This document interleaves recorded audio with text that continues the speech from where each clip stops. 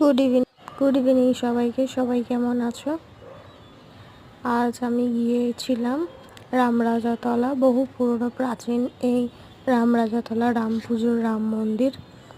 এখানে বহু বহু দর্শনার্থী এসেছে আজ পুজো দিতে, রামের ভক্ত এনারা। এবং এখানে ভীষণ প্রচণ্ড ভিড়, প্রচণ্ড গরম তো বটেই, ফাঁকা এলাকা যেহেতু রাস্তার ওপর। এবং এখানে আমি আরও দু একটা জিনিস লক্ষ্য করলাম, সেটি হলো এত ভিড় সেই জন্য আমি কোনো রকম লিপসিং তখন দিইনি, তখন এত আওয়াজের জন্য। অবশ্যই এই আওয়াজটা তো অলরেডি থাকছেই, তা সত্ত্বেও আর মেন গুরুত্বপূর্ণ কথায় চলে আসি। এখানে প্রচুর প্রচুর মানে সংস্থা থেকে জল, বাতাসা, কেউ জুস, কেউ লস্যি এবং কেউ আইসক্রিম, বিভিন্ন রকমের সব জিনিস এই ভক্তগণদের মানে সেবা প্রদান করছে।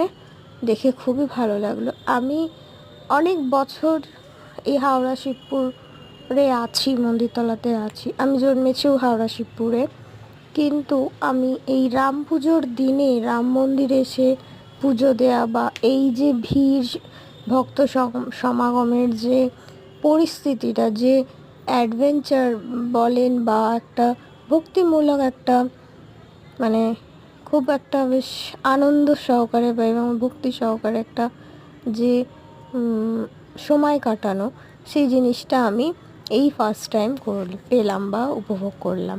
আমার খুবই ভালো লেগেছে এবং আমি চেয়েছিলাম বেশ আরেকটু মানে সুন্দরভাবে খানিকটা সময় অ্যারেঞ্জ করে আসবো বা এখানে কাটাবো, বাট কাটিয়ে উঠতে পারিনি।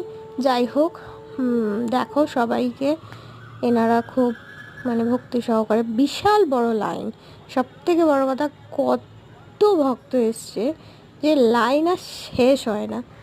এত লোকজন এখানে পুলিশের গাড়ি থেকে শুরু করে সমস্ত কিছু, অ্যাম্বুলেন্স, অনেক কিছুই এখানে সমস্ত সংস্থা থেকে রেডি করেছেন।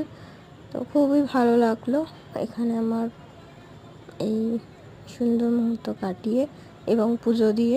পুজো বলতে এমন কিছু না, এত ভিড়ের মধ্যে খুব ভালো করে পুজো দিয়ে উঠতে পারা যায় না। এই হচ্ছে মেন গেট,